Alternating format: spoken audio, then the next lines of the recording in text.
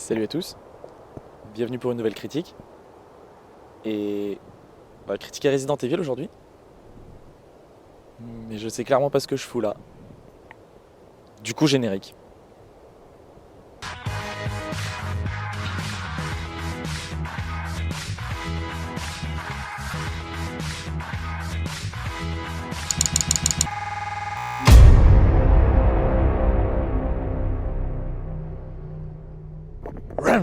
Avoue, je t'ai fait peur. On va critiquer aujourd'hui donc du coup la saga Resident Evil. Je vous dis d'office, ça va être très rapide. Je prends d'ailleurs mon téléphone, je triche un peu. Mais une chose est sûre, c'est qu'on va critiquer 6 films en l'espace de 5 minutes. Ce qui fait moins d'1 minute par film. Donc on va tâcher d'être efficace. On connaît au répertoire de la série de films Resident Evil 6 films. Resident Evil classique sorti en 2002. Resident Evil Apocalypse sorti en 2004. Resident Evil, je vais reprendre les noms parce que je ne m'en souviens plus précisément. C'est fou. Pour vous dire à quel point, mais vous allez comprendre pourquoi est-ce que je suis comme ça. Extinction en 2007, Afterlife en 2010, Retribution en 2012 et Chapitre final en 2016. Pour moi, ces films sont une vraie daube. Alors, je suis tout à fait justifié pourquoi. Premier point, déjà, qu'est-ce qui vous est passé par l'esprit, les réalisateurs, de faire un film basé d'un jeu vidéo, mais aussi pourri? Alien, par exemple, ça a été certes le sens inverse, la saga Alien, mais il n'empêche que le jeu rendait parfaitement hommage au film. Alors c'est sûr que bon, on fait des films à gros budget, on fait des films avec du maquillage à donf pour faire des zombies absolument ultra stylés, des effets spéciaux d'explosion et d'action absolument incroyables avec des cascadeurs et un coût budgétaire énorme. Ça, je vous l'accorde. Vous avez très bien joué sur ce coup-là et je suis très fier de vous. Mais même le projet Blair Witch, je le trouve beaucoup plus intéressant que la saga de Resident Evil.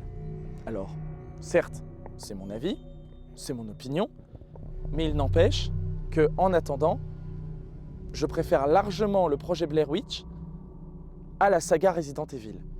Alors vous allez me dire, mais Florian, tu sais pas ce que tu dis, Resident Evil et le projet Blair Witch, ce sont deux choses différentes. Oui, je suis tout à fait d'accord avec vous, mais le projet Blair Witch, c'est 25 000 $ de budget pour quasiment 2 millions de budget de recettes. Alors que Resident Evil, c'est 2 millions de budget pour 25 000 de recettes. Voilà. On a fait 6 films, 6 navets. Alors, par contre, j'ai rien à envier à la technique. La lumière est excellente. Les effets spéciaux, incroyables, surtout pour l'époque. Je pense notamment au film de 2002, le tout premier. Mais au-delà de ça, mais les gars, vous avez fait quoi en fait? Pourquoi vous nous sortez Mila Djokovic, là, Mila Popovic, je sais plus comment elle s'appelle. Pourquoi est-ce que vous nous sortez Mila Jovovich? Pour vous dire à quel point quand même ce film, je le déteste.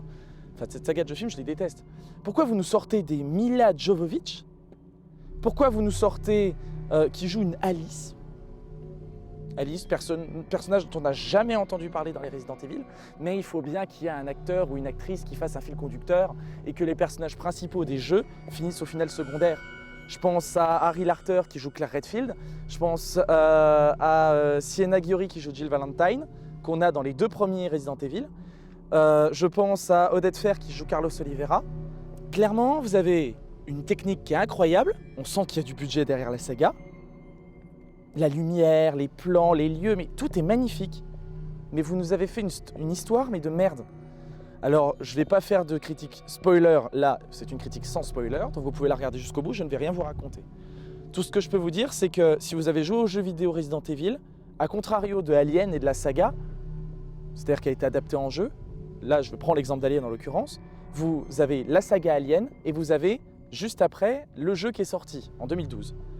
Ou 2014. 2014, je crois, le jeu, Alien Isolation. Et bien là, on n'est pas dépaysé. Le jeu est toujours aussi bon, la qualité est toujours aussi bonne, et le reflet du film de Ridley Scott, le reflet du film de Ridley Scott est bien là. Là, Resident Evil, vous nous avez pondu une histoire complètement hasardeuse, avec un personnage principal complètement random, et vous l'avez mélangé avec les histoires du jeu vidéo. Non, je suis désolé, moi ça passe pas. Moi je me sens mais complètement dépaysé quand je vois un Resident Evil. Pour vous dire à quel point, quand je joue à un Resident Evil, il y a de la tension, il y a du suspense. Là, pour moi, je suis désolé, on dirait juste le gros blockbuster de l'année, quoi. Alors, à un moment donné, qu'est-ce qu'il vaut mieux faire? Faire un film à petit budget, mais qui se reste très attaché à la saga et à la licence de jeux vidéo Resident Evil, ou alors faire un film à gros budget pour être sûr d'avoir du pognon et de signer à Hollywood, et finir comme ça.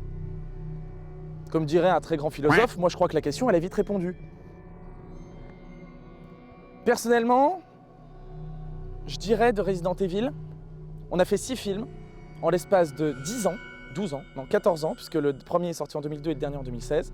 En l'espace de 14 ans, on a fait 6 films, mais ils n'ont pas été foutus d'en faire un seul bon. Si, à la rigueur le premier, et encore je suis gentil. Concrètement, je vous critique la série en global. Je ne vais pas faire du cas par cas. Si vous voulez du cas par cas, vous irez sur le site de Sens Critique. Mais pour moi, ce film, c'est un navet. Et si je dois donner une note comme je l'avais fait pour Us, ça serait, pour la saga entière, une moyenne de 3 sur 10. Alors je suis désolé, je suis horrible. Peut-être que vous n'êtes pas d'accord avec moi, et je vous invite à le dire dans les commentaires. Mais c'est mon opinion.